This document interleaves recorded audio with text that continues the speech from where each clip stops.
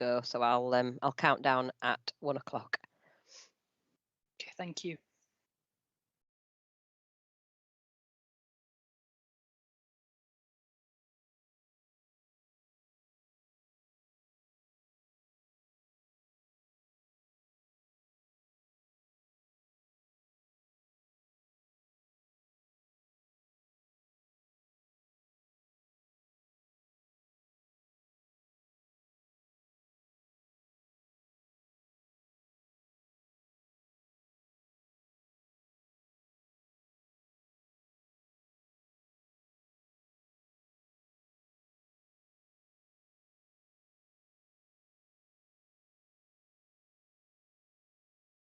Good afternoon and welcome to the Economy and Neighbourhood Scrutiny panel, and a very happy new year to everybody that's joining us today.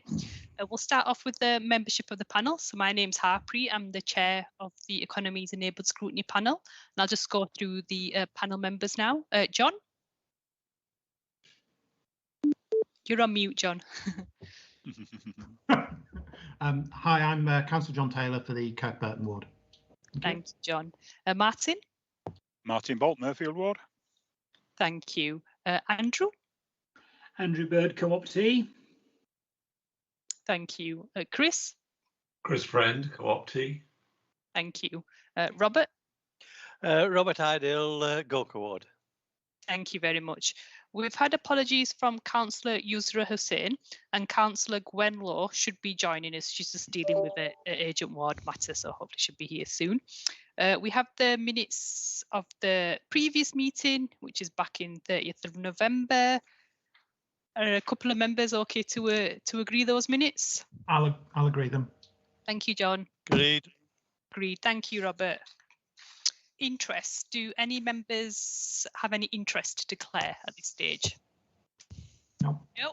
Okay. If anything does come up, there is a form which you can fill in and send back to the governance team.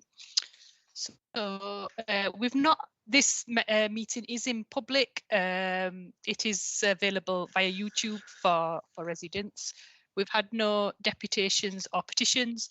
And for public question time, no members of the public have provided questions. We may have some questions from a councillor on item 7.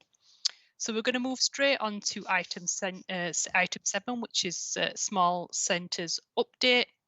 And we've got Simon Taylor, we've got Joanne Bartholomew, we've got Edward Highfield. So I'll pass on to you. Thank you.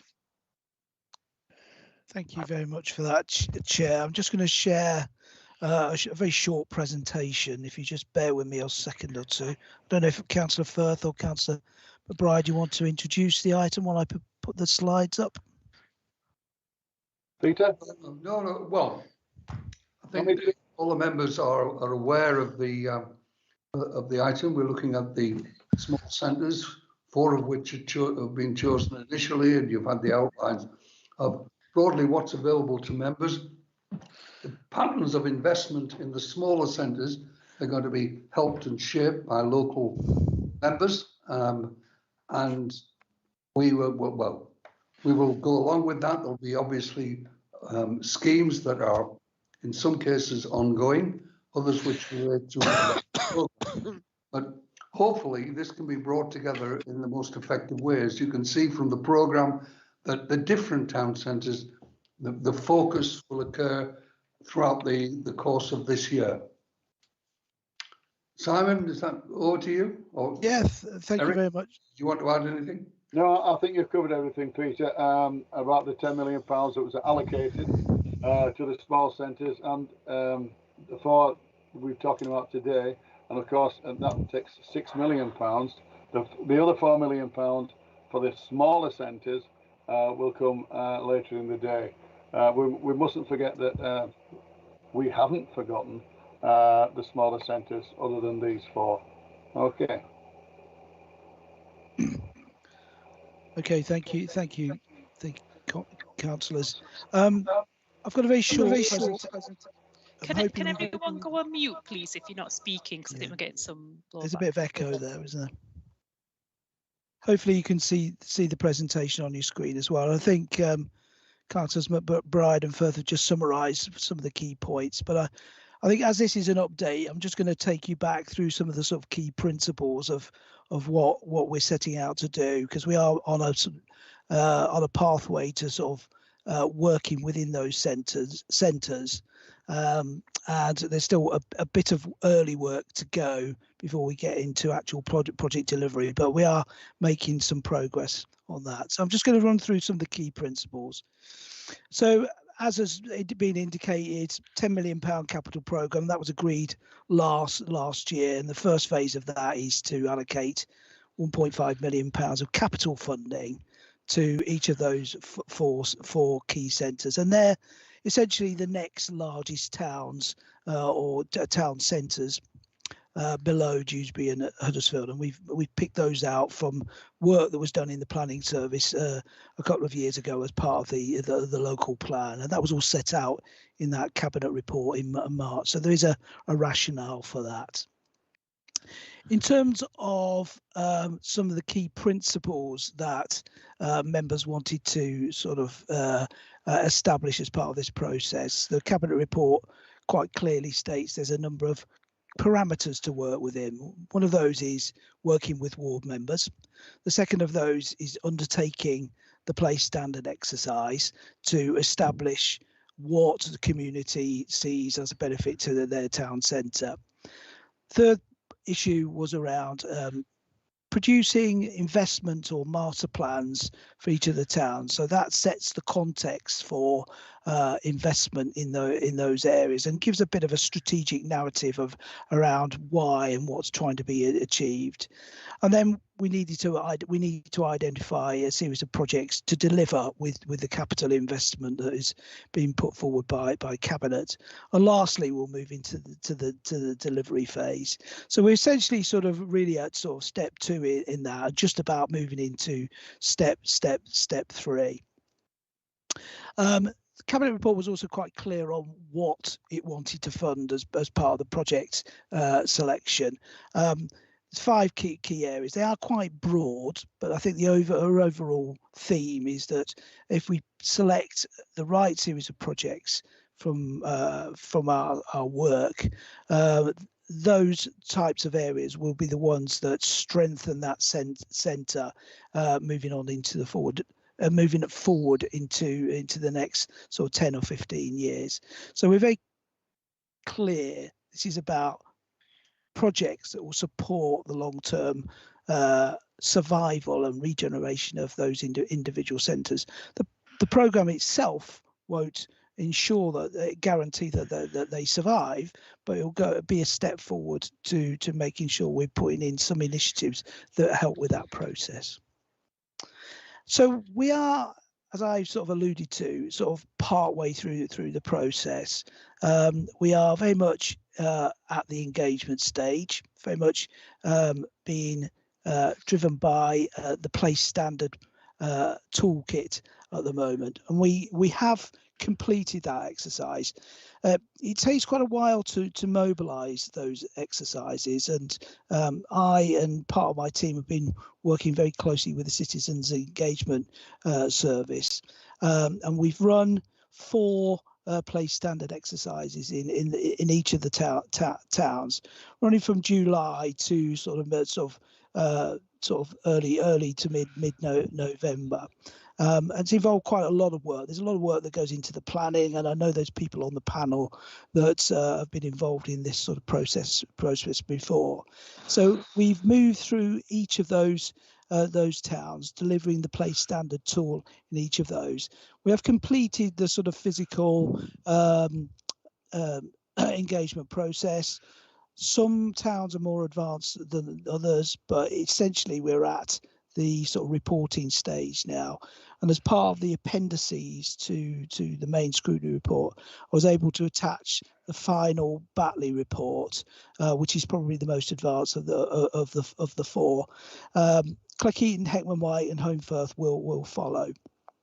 And we have been also setting up sort of other sessions with members in those areas, just to sort of start to talk about potential projects, the next stages, and give some sort of early feedback on some of the themes that are coming out of the engagement process.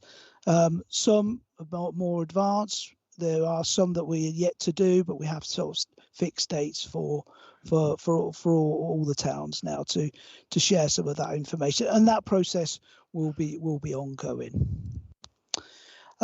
In terms of engagement with ward councillors so far, so we have worked with groups of ward members in each of the towns to set up the pre-engagement sessions on the place standard work. So that is seeking views on groups to speak to, some of the branding to be used, and I think it's a fairly formulaic process that other towns and other ward members have gone through.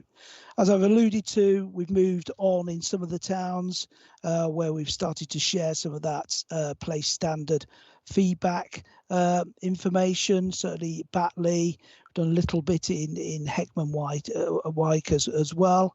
Batley is probably the most advanced, because we've been able to sort of set up another workshop with ward members to discuss potential project ideas. And that's largely because in Batley there are one or two other projects that are going on that we need to be very aware of, or at least make ward councillors very aware of, so that we don't duplicate our efforts in the same area, and we have some synergies between what we're doing and what other project teams are doing in those areas. And that's very much true of most of these towns. I mean, picking up on Heckman White, been speaking with the ward councillors there about how they want to coordinate this programme with the work on Transforming Cities Fund initiatives that incorporate a new bus station in the centre of Heckman Way. So there's quite a lot of discussion work going on at the moment with ward councillors. Some more advanced, others yet to do. In terms of next stages, of course, we're going to continue that dialogue with ward councillors. We need to complete those place standard reports so that we have a Batley style report for each of the 4 centres. That will give us the basis of which to move on to the investment plan work. The investment and master planning stage we're beginning to gear up for. We have undertaken a procurement exercise the end of last year to select consultants to work in the one for North Kirklees and one for South Kirklees, so that they are now on board, and they will start their work from sort of late January, early February through to June, July of this year. And then, as part of that, running in parallel, we will speak in earnest with communities, with ward councillors and internal colleagues about project ideas which form the basis of the Small Centres programme.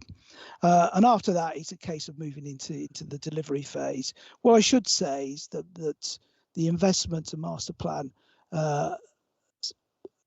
once they are completed, will need to be signed off by the strategic director here. So there is a sort of there is a document that we will produce for each of the 4 centres that sort of provide the sort of basis for sort of mapping out the projects, and they will be endorsed by strategic director with support from the portfolio holders as well.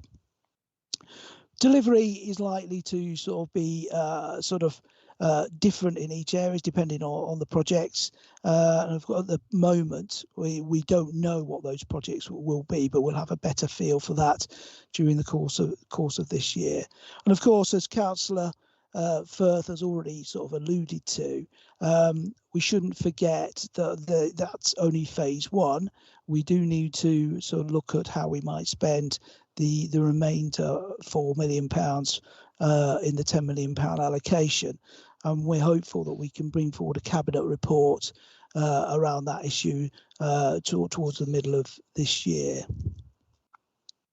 In terms of sort of some of the sort of emerging issues, I think one of the key things that I would flag up at the moment that is that the small centres programme is a good vehicle for sort of joining up projects and sort of funding streams. There is a lot that's going on across most centres, and having a sort of context that joins those up is proving to be quite helpful. So a big part of this exercise is to make sure that ward members that are participating in this have a very clear idea of what funding streams are going into their areas and how the projects all link up. So it's proving quite useful at the moment. And I think that covers most of the report, in fact, all of the report as we've set it out. As I said before, it is very much an update on progress so far. We have quite a way to go. It is a sort of 3 to 4 year programme. And the engagement is quite a significant part of that. So I think it's over to you now, Chair. Thank you very much.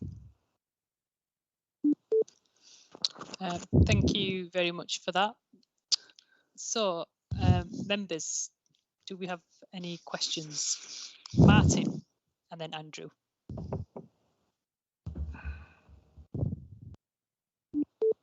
Martin, go ahead. Thank you, Chair. Looking at the report and the presentation, there's a few things I'd like to have seen in there. Simon alluded to the rationale of the 4 places that they've chosen, and I won't call them small centres because I don't think they are. They're bigger than a lot of other places, so it's a bit of a misnomer when you're looking at many of our communities and we're saying we're investing in small centres, and you see that you've got 4 larger centres. So I think we ought to have the rationale and a definition for what it is, and probably a communications rethink. It's a major project. As you said, £10 million, so that needs to be clear about why these places were chosen. Looking at the contact consultation or communication, I'd like Simon to explain what the response is in a percentage of the residents.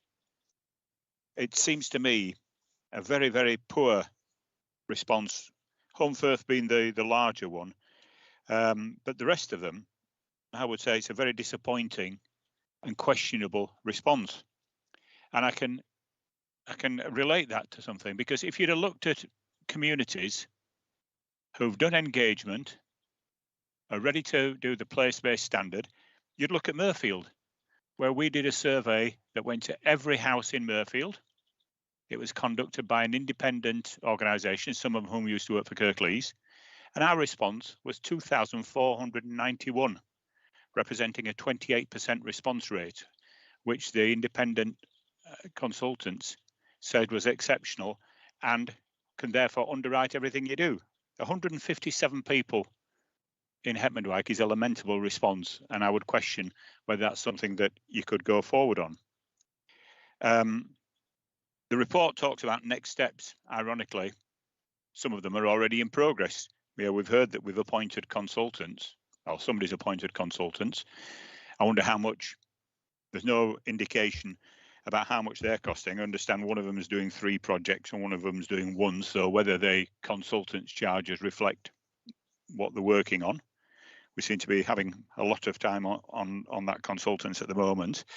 And then again, it comes back to the point that came out in the call-in as well, the democratic role. Simon referred to sign-off by directors, and then subsequently there was talk about a cabinet report. So I'd like clarity on who's signing off what and where, because things like this, the decisions for making progress should be made in public, with the opportunity for elected members and the public to attend and have their say. And I'd like when we talk about timelines, there was steps there, but those steps didn't have timelines and outcomes attributed to them. So to go from one step to another, what is the timeline that we're looking at?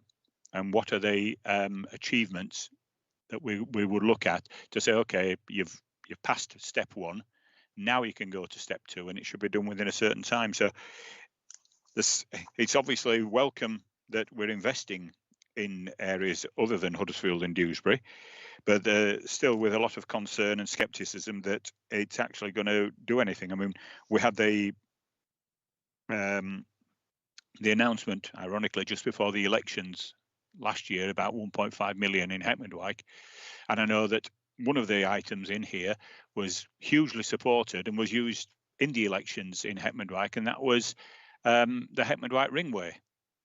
Now, 1.5 million would have secured that land because it was for sale at the moment, and it's a shame that something wasn't fast-tracked to achieve what had all party support and community support, because that project, if it's still one that the people of Heckmondwike want, is now going to cost a bit more than it would have done because the land would be resaleed. So there's a few things there to chew on, but I hope Simon can give some answers. Thank you, Martin. I'll pass over to Simon. You're on mute, Simon. So thank you for that, Councillor Bolt. There's quite a lot in that. So you'll have to forgive me if I miss some of the points. In terms of, if you do, I can remind you, Simon. Yeah, I'm sure you will. That's fine. In fact, it would be quite good just to remind me in a moment. I'll just jot down the first. In terms of the rationale for the town selection of the towns, yes, I can provide that. That's absolutely fine. Just want to turn to the issue of consultants. We do have to use consultants quite a bit in our work. It's not possible that we can cover all the work that we need to do without their assistance. So what we've done, we've appointed 2 consultants to make sure that we can move this process along as quickly as we possibly can. And yes, we have selected one for North Kirklees because they're sort of towns in close proximity, and one for sort of Holmfirth itself. So Holmfirth gets a consultant on its own. We won't be doing that work in isolation from the ward councillors. They will be part of that process. We did go through a tendering process to select them. So there's some transparency there. In terms of costs, they are competitive costs. We know that in the market is difficult at the moment for local authorities, but we are confident that we've selected good quality consultants with a track record in this field, and they are both nationally recognised consultants that work across that built environment. But without them, I'm not sure that officers will be able to complete the work in such an efficient time frame, and it allows officers to go off and help do other parts of this programme, which is sort of identification of projects and working with other services to make sure things are joined up. So we do have limited resources. It's a way of getting this work done. The other issues that you've raised are around decision making. The Cabinet report in March last year set out how that those investment plans will be signed off. I should caveat that by saying that it's very doubtful that those investment plans would get in front of the strategic director and the portfolio holders without a general consensus from the majority of the ward councillors involved. So I suspect if the ward councillors are vehemently against the plans being put forward, then I suspect they won't go in front of the strategic director. The process was agreed at Cabinet. It involves a decision by the strategic director, which is David Shepherd, in conjunction with portfolio holders for town centres and regeneration. So that's what was set out in the Cabinet report. So I've picked up those three points. I think I've missed some though, Councillor Bolt. So maybe you can just refresh my memory. I think one was Certainly about with- the proportions of Yep. responses. Yeah, I think I need to come to. With, I think with your permission, Harpreet. Yep.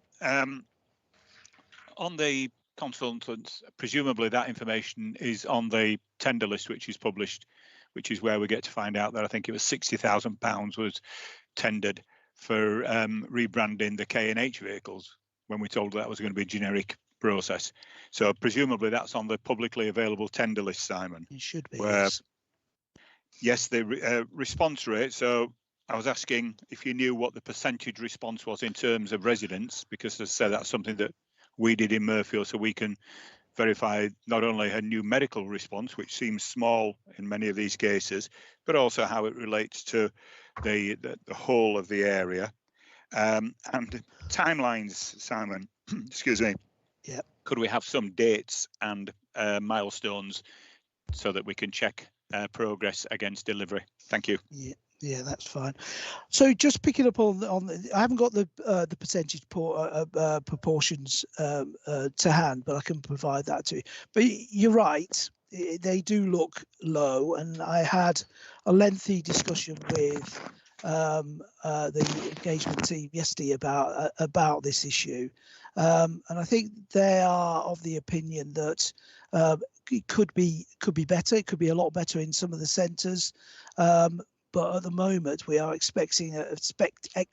we're experiencing quite a low response rate. That's partly due to COVID and the way that we are setting up some of these exercises, and partly because I think as well there's quite a lot of consultation and engagement going on in all centres. But talking to the engagement team, particularly around sort of the Home Firth one, because I was saying, is that a high number? And she was reasonably confident that that was quite good in the circumstances. Now, you might have a very different view on that, Councillor Bolton. I think that's a really, really fantastic response rate in Murfield. I didn't realise it was so good, and certainly I think the Huddersfield one, when we carried out that exercise 2 or 3 years ago, I think we probably just about got 3,000 for that. So that was an exceptionally high one for Murfield. So you raise a very good point, a very fair point, and I'm sort of guided by the citizens engagement team as to whether or not it's worth taking it any further, and maybe it's something I need to raise again. Okay, thank you very much. And then just on. Okay, so I just want to come on to the milestones. Yeah, I appreciate that we probably do need to set this out, but now we've got consultants on board. We'll be mapping out that investment processes, plan process for you, that we can do that. A lot of the sort of slow progress is due to recruitment. I need a team to help deliver this. We've only just appointed a sort of team leader for this area. So now we've got that. Once we get that person in place, because that's going to be another couple of months, I suspect, before that person's in place, we can really push on that and put forward a sort of a much more tangible program for you. But I do take your point. It probably does need some milestones attaching to this. Now we've gone through that engagement stage. Okay, thank you, Simon. I'll bring in Andrew. Sorry, thank you, Chair. Really picking a little bit up on Councillor Bolt's comments to some extent. Page 34 of the report, of the documentation, is the overall scores for Batley, this sort of ink blot diagram, and the table below it. I was just trying to get some understanding of this, how this place standard works, because notwithstanding the very low turnout relative to the population, which is the point Councillor Bolt made, these numbers aren't very different one from another. You know, 3.6 I think is the highest and 2.5 the lowest. I don't really know whether any of those differences are significant. There are 14 themes on that ink blot diagram. Quite a number of them feel like they might overlap. Yeah, they do. So how do you use this thing? Because it doesn't strike me as being in any way strategically helping thinking about strategy. It's just a pretty picture. So what's the point of it? I think this is just I'm not the expert in this area, and I probably should have invited somebody from the citizens engagement team along today. So I might need to come back to you onto the detail. I think it's just a way of, we're using this tool in all of our centres, and I agree with you. When you look at the diagram, it looks very sort of homogenous, doesn't it? But I think one of the sort of key areas in the report are some of the suggestion sections which are certainly going to help in the small centres sort of process in terms of identifying which areas we might want to invest in. It is quite difficult, I do agree, with 14 sort of areas to pick out something that is key when you look at those diagrams. And I think maybe Andrew, I need to sort of maybe talk to you separately about this with a member of the engagement team, and we can run through all the technical details of this. Right. So it just feels like, I mean, it feels like a sort of window dressing activity.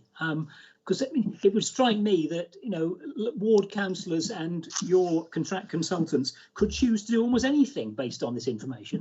And it's meant to be led by the population, isn't that the idea? So I mean, I think Burfield, with 2,500 people having answered, there must be you would think some sort of consensus emerging. With very small turnouts and this very homogeneous output, I really don't know where it takes you. Yeah, you might be right on that point. I think what we're trying to do with this exercise is gauge people's. We're not trying to ask people what they want to build in the town centre. We're trying to get some sense of what people feel about that area, and this is pretty standardised formats. This doesn't deviate from this format from one centre to another. So you're probably right that this might have limited use, particularly as you see it here. But I would go back to the fact that there are some good suggestions that come out of that exercise, and it is a good way of amalgamating lots of comments into one place. We may have to. We may decide at some point that we might need to do a little bit more to tease out some of the detail, particularly if we can't find projects that readily fit. But it has proved useful in the past, and we do need to have a bit of a methodology for engaging with the public to feed into this process. But as I said before in one of my responses to Councillor Bolt, response rates are tending to be lower because of people's reluctance to engage, and that's partly COVID, that is partly maybe consultation engagement fatigue as well. But I'll go back to the fact is there a better alternative way? I'm sure you're going to tell me that there might be, but this is the method that's been chosen by the council to engage with our communities across the piece at the moment. Yeah, I'll stop there because I think other people have got questions, but I'm really concerned about trying to understand how this is used strategically rather than as a piece of window dressing. That's my fundamental question. I'll pass on.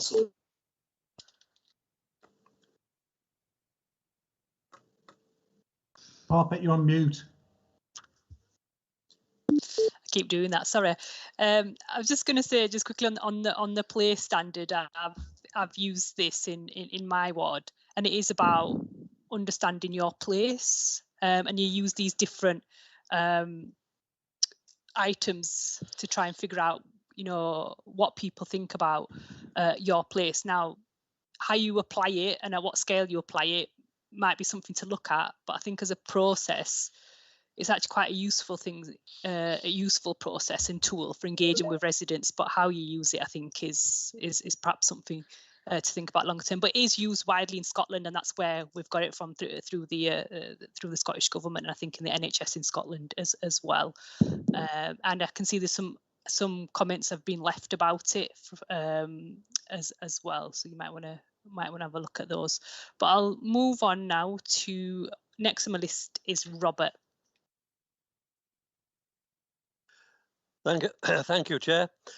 Firstly, last night was one of our group meetings, and had a chance to talk to the Cleckheaton councillors, and they thought the consultation was very, very good. So that's a plus.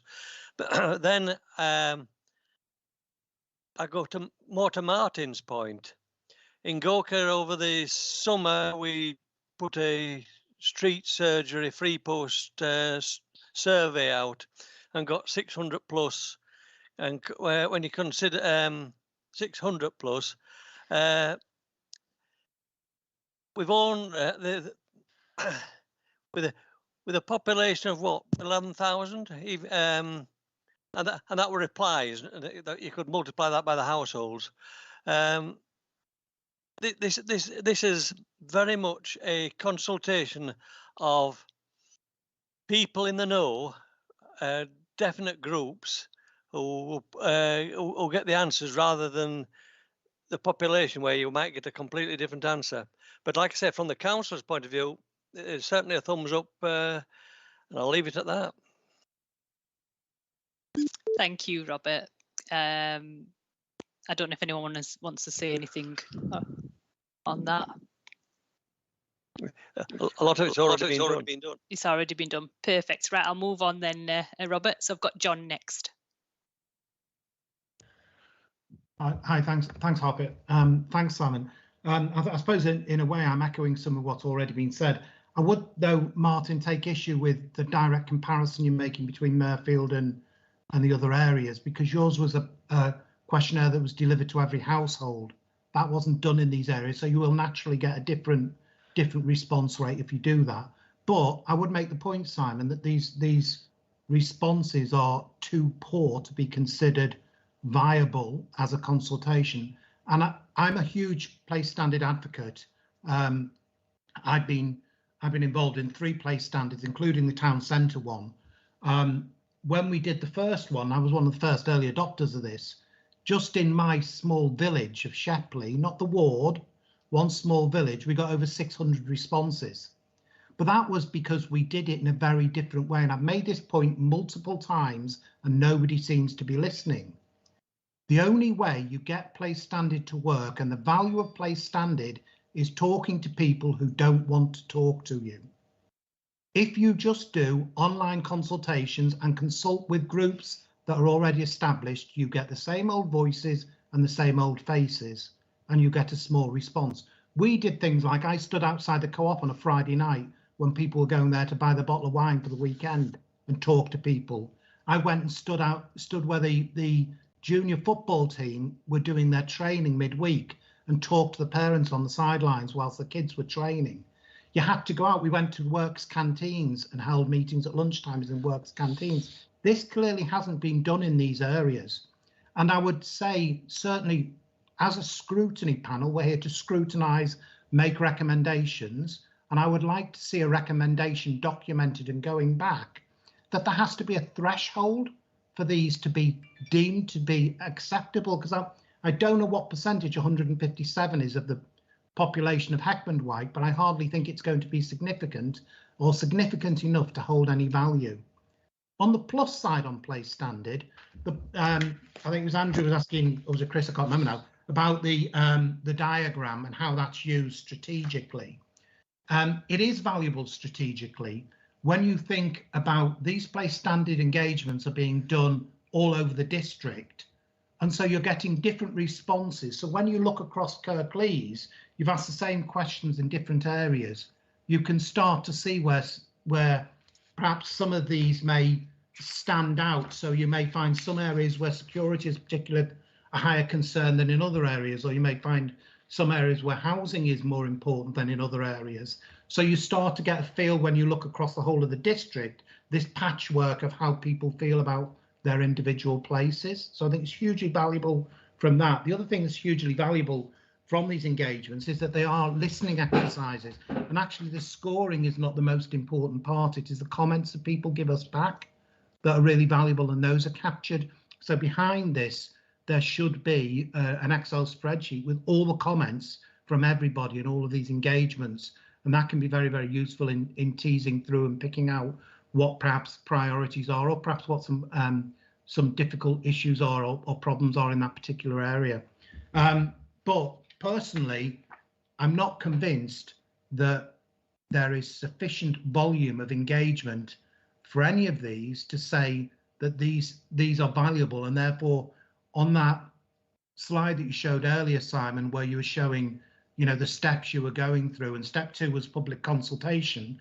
I don't believe we've done enough public consultation to say that we've got enough information and understanding of that area to be able to move forward with it. I think it needs to be revisited, and I think it would be valuable. I don't know whether it would be this committee or this scrutiny panel or one of the others, Harpit, and I'd ask you to take it away and perhaps find out, but we should have the engagement team come and talk to one of the scrutiny panels to look at how they go about doing this engagement, because I've done place standard, I know how it works, I've seen it work exceptionally well.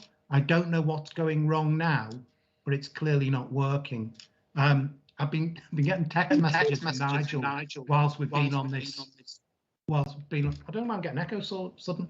I've been getting messages from Nigel whilst we've been on this call. Nigel, Councillor Patrick, he hasn't really been engaged very much in the Home Firth one. He said he had one meeting in February or January 2021, has heard nothing since, and there's another meeting being set up for the end of this month. Now, surely if we completed the engagement, that information that came back, which is captured in an Excel spreadsheet, should have been shared with the local councillors. So I think the engagement with councillors probably is mixed across the four towns, but certainly it does seem that some of the councillors have been less engaged than others, and that may be their fault as much as the team that are working on it. So I wouldn't put all of that blame on the officers at all, but it does seem that we ought to recognise that maybe there's been a mixed response from councillors in this. The one thing that stood out for me on the Batley one, is certainly one that as a council we ought to be looking at, is the lowest score was for influence and sense of control. So it suggests there's something going quite wrong there in Batley. And I don't know what work's been done on that or how that's been picked up. That's certainly something that needs looking at. Now I'll probably pause there and give Simon perhaps a chance to respond to 1 or 2 points. Thank you.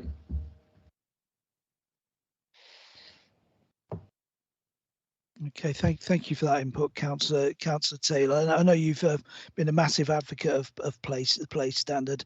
I think what we'll do is I'm quite happy to take this back to the engagement team to see and have a little look at. We can pull out the comments. I think the sort of Batley one sort of tries to summarise that, but we can delve into all the spreadsheet comments, and we'll review that with the citizens engagement team to see if we need to re-engage. What I should say though is we will have a chance to sort of look at this again as part of the master planning and sort of investment plan exercise as well. Whether or not that will be a different type of engagement, I'm not quite sure at this stage, because we still sort of mapping out that work. Just in terms of sort of engagement with ward councillors, we have tried very hard to make sure that they know what's going on. I think people in my team we've only got a team of 1 working on this at the moment, which is quite small, which is why I'm recruiting. But I know the citizens engagement team have worked really hard to try and make sure that ward councillors are up to speed, and we certainly had a number of meetings with ward councillors before we went out to do the exercise to make sure they're comfortable with the methods, and I certainly attended some of those, and some of those in Home Firth did happen. So so they're the 2 points I wanted to pick up. Is there something I've missed in that? So I think the one for me is we should have an expectation of the percentage of people that we're able to contact through these engagements before we recognise them as being valid. Because I think, 157 to me doesn't feel like we've talked to the people of Heckmondwike. And the same could be argued for the others as well.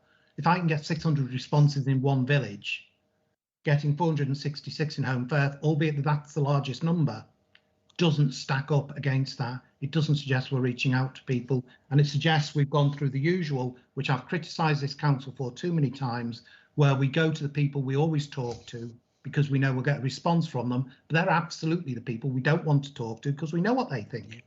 We want to talk to the people who will never talk to us. I'll leave it there. Thank you. Thank you. I'm going to move on now. We're short of time, so I might not get around to everyone who's got their hands up. But I'm going to go to panel members first. So I'll go to Chris and then Gwen. Thanks, Harpreet. I've got one question and an observation. My question is, the fees for the consultants, does that come out of the 6 million or is that a separate pot? And the observation is, I've just used, whilst you were talking there, John, I just used Wikipedia to look at the numbers of people in the three. I ignored Holmfirth for a moment, but I looked at the other three. Now, if Wikipedia, which figures are normally well out of date, is true, the percentages for respondees are 0.5% in Batley, 1.9% rounded up in Cleckheaton, and 0.9% in Heckenwandwyke. Now, I think the key here is that the numbers there are a bit of a vacuum.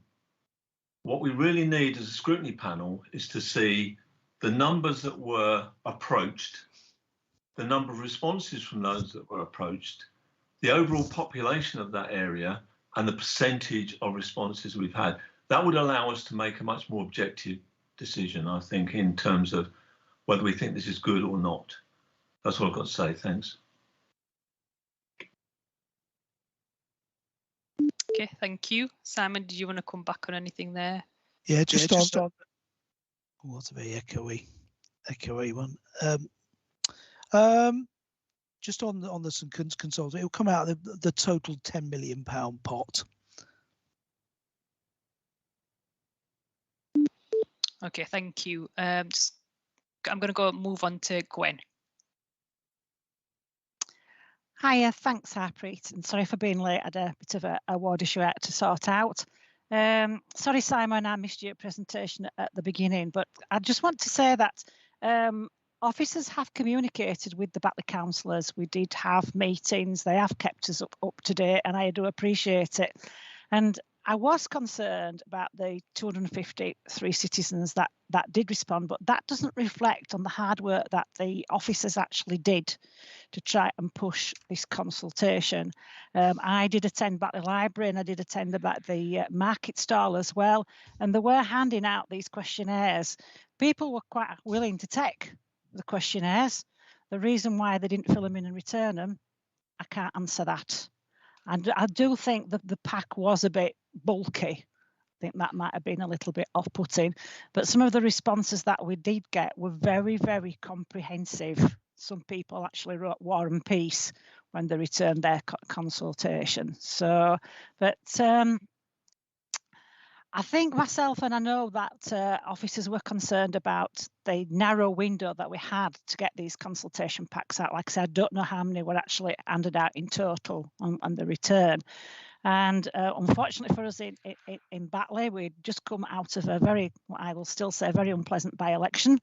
So there were still some quite unhappy people out there as well who were still quite aggressive in some of their comments too. So and obviously COVID didn't help because officers, the engagement team, couldn't get out to the groups and to the people as well that they would have liked to have done. So I think there's a lot of sort of things in the equation that we had no control over. But anyway, let's move forward, hopefully, Simon, with Batley.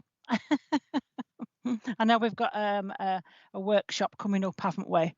But that's still to be confirmed again because of COVID. Thanks, Harpreet. Thanks for your comments there, Gwen. And I've also got Liz who's got a hand up.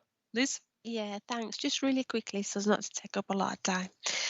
I think regarding the consultation, are you going to actually do any engagement on your plans that you've put in place. So you're going to actually ask people when, what, with the work that you're proposing, you're going to actually ask them what their thoughts are on that, because I think that's important to do that. The engagement with the ward councillors referred to the delegated decision making that was in the cabinet report. And the delegated decision making does put it to the strategic director in consultation with the cabinet member in relation to certain paragraphs on the report. Now, the paragraphs on the actual cabinet report indicate that the ward councillors will be briefed and can work with officers to plan engagement and work collaboratively, if I can say the word, with citizens and other stakeholders to inform longer term investment proposals. It doesn't actually say that you're going to actually consult with the ward councillors in that delegated decision making process. So I think it's important that if we could get that reassurance, the scrutiny, that actually ward councillors will be involved in that, because I think it's important for going forward with all the other projects under this funding, that actually ward councillors will be involved in that decision making process as well, and that if they don't agree, and if people in the place don't agree, then actual fact there will be some there'll be able to be some changes made. And also I was interested to know how the Batley information fits with the overall master planning, and how you're fitting it all together, because you referred to some other projects in Batley. So how are you fitting all of this together to give that overall impact? And when will the rest of us see anything on this? So what are your timelines for the other centres? Because these four have already taken some time to get to where you are at the minute. Thank you. Okay, it's quite a few questions in that. Maybe we're sort of working backwards. As I said earlier on, the next phase for sort of my tranche of funding, we're likely to sort of come back to cabinet sometime in the middle of this year. I'm not aware that there's any more funding available other than the £10 million pot. So that's the next step. But as you quite rightly point out, Councillor Smage, this is quite a sort of arduous process. It takes quite a long time to get up and running, even in 4 centres. So rolling it out to sort of lots and lots of centres, but beyond that, because there are lots of individual centres in Kirklees, it's going to be quite difficult. But we know that they do need investment. In terms of sort of how it all fits together, I think what I might have failed to get across, I mean, this is the very early engagement. We are trying to sound out communities about their thoughts and their feelings about their own town centre, so that we can actually start the process of preparing a plan. And we haven't started that process of the plan preparation. We will have to. That's why we've engaged the consultants. That's the next stage. So this is really part of the engagement process that you've been commenting on today, is part of that database. And I hear your comments about the potential quality of that or not. So we will, as part of that master planning exercise, consult on that plan and take those comments on board. But hopefully we will get those master plans lined up with the thoughts that came out of the engagement process as best as we can. But essentially, we want to use ward members. They're really valuable source of information in their own communities. And although you're being allocated £1.5 million per centre, that's only going to provide you with a certain amount of project delivery capital. So the ward councils will be absolutely instrumental in making sure that the projects that we select are the right ones.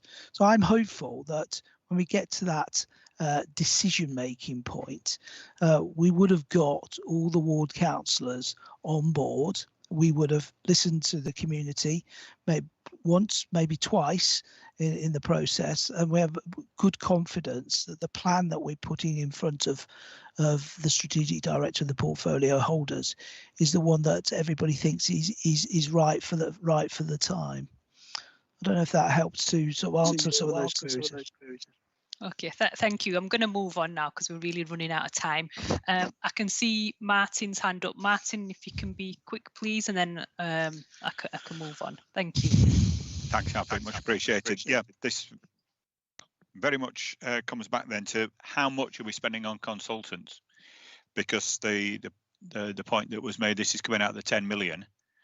Mm-hmm. So with this, with the other elements that we're coming off, yeah, we really need to know what the net available. It's all right saying to 4 areas, you know, you're going to benefit from 10 million, but if the consultants are taking 5, then there's not much coming back to the communities. So I think it's really is important not just to say it's on a tender list somewhere.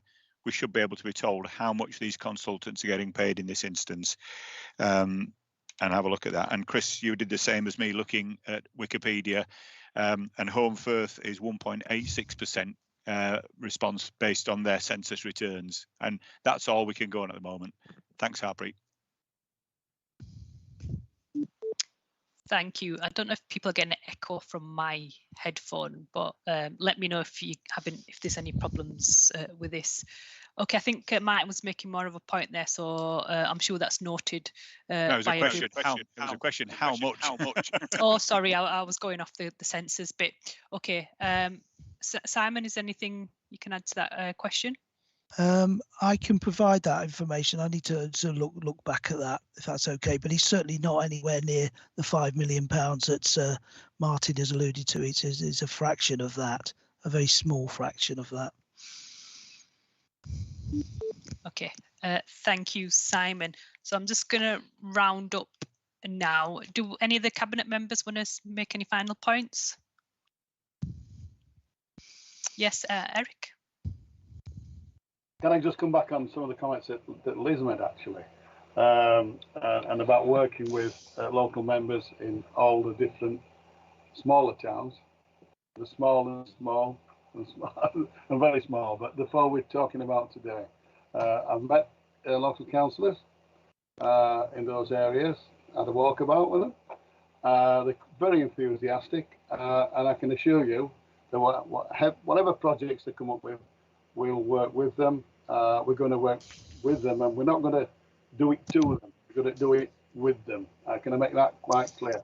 I know that phrase has been mentioned quite a lot of late, but I assure you it will happen. Okay. Harpreet? Yes, Peter. I've seen the responses to this consultation, and frankly, it's pathetic. It's meaningless in research terms, so you couldn't use the information. However, that is almost normal, that the responses are so bad and so regularly bad, but we take them and assume that we have fully consulted with the public. Now, I think it may be in part indicative of COVID, but I think only partly. I think there's a general inertia. I think we're too often too easily satisfied with the poor response we get from the public and presume, well, everything's all right if they're not particularly responding. And I think that tends to be an attitude. It's across the board, not really relating to this. But I would share with the committee members disappointment at the numbers and the amount, because it renders it meaningless. Well, thank you for that, Peter. I'm sure that's really helpful to hear as well. Appreciate that. I'm going to just quickly move on then to try and round up some of the actions and recommendations that we would like to provide as a committee on this. So I'm going to try and do this in order. I may miss some bits, so let me know if I do. So there was a point about ensuring the continued involvement of ward councillors in this process. I think Simon said he would speak to Andrew Bird separately about the place standard process. So he's got more information about that. there was also a point on should we as a committee or a different committee be looking into place standard itself. Obviously, we did have a special sort of a group that came together to look at place partnerships and place standards and stuff, but there's a specific point you made around the engagement of the place standard, so I will look into that. I think they're very, very different issues. Yes, yeah, okay. Place standard and place-based working are two very different things. But we looked at place standard as part of that, but I appreciate... Really. Well, we did, but I appreciate you want something quite specific here. I think we did look at place standard, but not perhaps. We need to look at why it's going wrong. That's what we know. That's what we need to scrutinise. Why are we not getting the responses, and why is it different to what we used to get? No, it's not. Peter, it is, because when I did it in Shepley, we got 600 responses in one village. Well, if you do it in that way, in a very systematic way, you will get that degree of response. But normally, we don't conduct research in that way. Frankly, in research terms, I speak as somebody responsible for postgraduate research at the university. All that we undertake is, in research terms, meaningless. Well, shouldn't we do it differently then? I mean, I know we're moving. Well, it would mean it would be very, very much more expensive. Okay, I'm literally just trying to go through the recommendations now.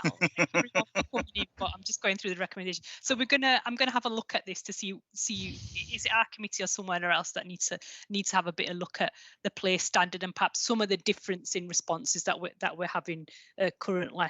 There was something around the rationale and definition. So why these places were chosen. I think Simon said he would provide some information on that. There's obviously what we've just been talking about in terms of the responses that we're getting to this and other engagement and consultation responses. Should there be a minimum threshold set for consultation responses or engagement responses? I think there's a feeling that we should be looking at that now.